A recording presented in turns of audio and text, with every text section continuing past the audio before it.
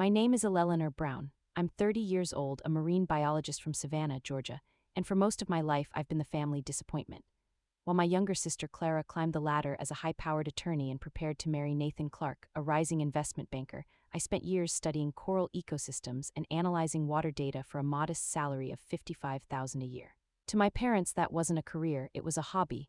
To them, I wasn't a daughter to brag about, I was the warning, and that's exactly how they treated me the afternoon everything changed. It happened at Clara's engagement party, an outdoor celebration in my parents' immaculate garden lined with white roses and crystal lanterns. The air smelled like champagne and approval. Everyone wore designer smiles, and me. I was the background character until my sister raised her voice and said, loud enough for 200 guests to hear, "So where is this mysterious fiancé you told us about, Eleanor? Or did you make him up?" Laughter spread through the crowd like wildfire. I felt my stomach twist, my face burn. My mother, Margaret, smirked behind her glass of doming. "Work on a Saturday, dear. You can let the fantasy go now. Everyone knows there's no fiancé." My father, Richard Brown, Sr., joined in, pretending it was a joke. "Remember when she said she was going to save the oceans? Now she's inventing boyfriends."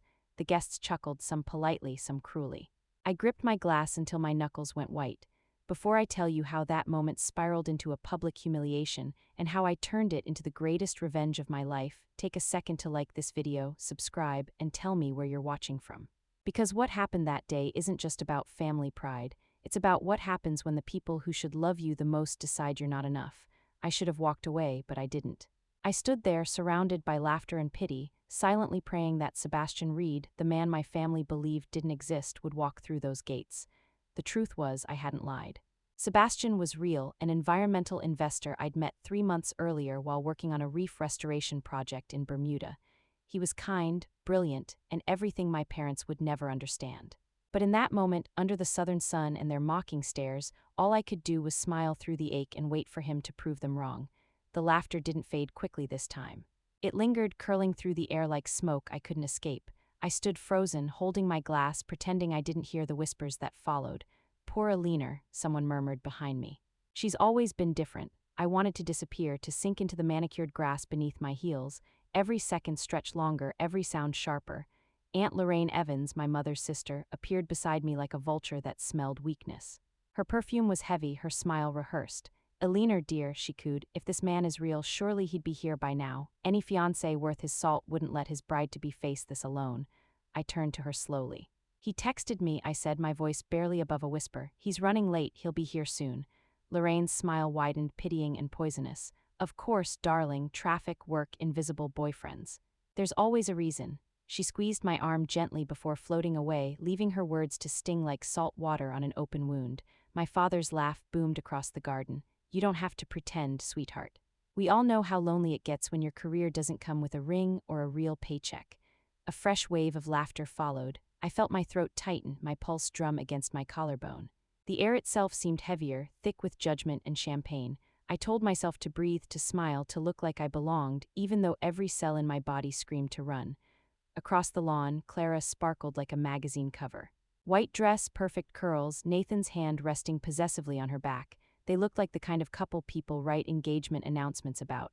She turned to me, her smile polished and cruel.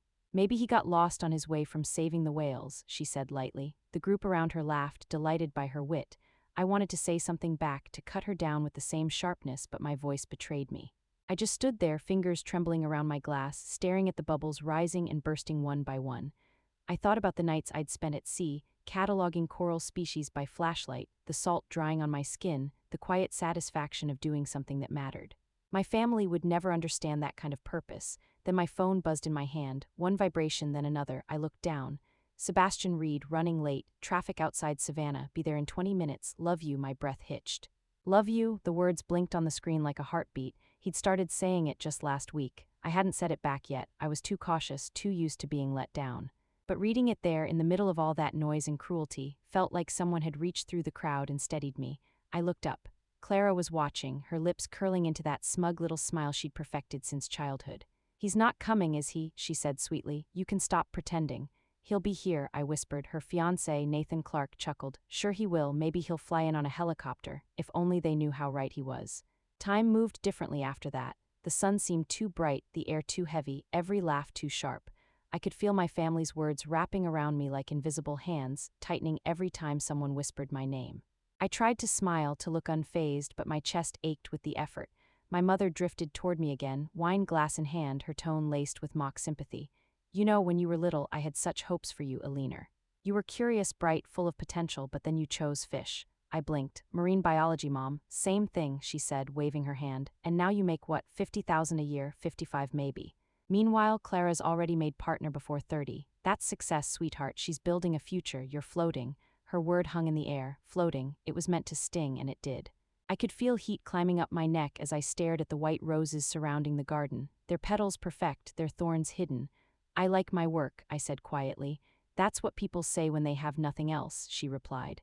I wanted to run, but there was nowhere to go. Every direction led to another polite smile, another judgmental stare. Clara was showing her guests photos of the wedding venue in Bermuda, laughing, glancing at me now and then to make sure I was still standing there, still humiliated. Nathan Clark whispered something in her ear, and she laughed again, louder this time, her diamond catching the sunlight like a spotlight meant to blind me. I turned toward the edge of the lawn where the manicured hedges gave way to open marshland. Beyond that was the endless horizon, blue, alive, free. I'd spent half my life studying that horizon, believing in it. Out there, I wasn't the disappointment. I was the scientist, the explorer, the woman who cared enough to protect something fragile. But here in this perfectly curated backyard, I was the punchline to a family joke. My phone buzzed again. 10 minutes out, can't wait to see you. My heart skipped. 10 minutes, I typed back quickly. Warning, my family is awful. I'm sorry in advance, I can handle awful, he replied. See you soon. I slipped the phone into my clutch and inhaled deeply. 10 more minutes. I could survive that long, or at least I told myself I could. Then Aunt Lorraine reappeared, her expression dripping with satisfaction. Still waiting? She asked. Yes, I said evenly. He'll be here soon. She tilted her head, pitying. Sweetheart, it's been almost 2 hours. Everyone knows you made him up. It's time to stop embarrassing yourself. Before I could answer, my father joined her. She's right, Elinor. You've always been different and that's fine, but you don't have to lie to fit in. You can just be yourself, different. That word again. It followed me like a shadow my whole life. Different because I read instead of performed, because I preferred coral reefs to cocktail parties.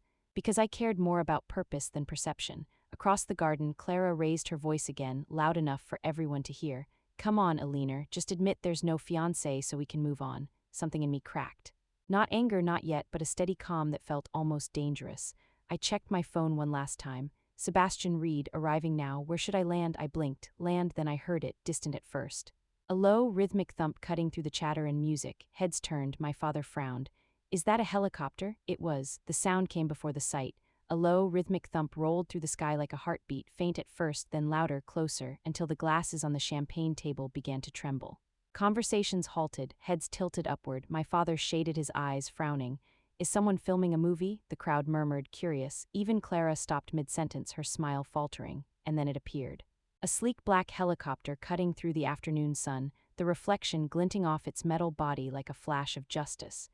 It circled once above the estate, wind whipping through the garden, scattering rose petals into the air like a storm of white confetti.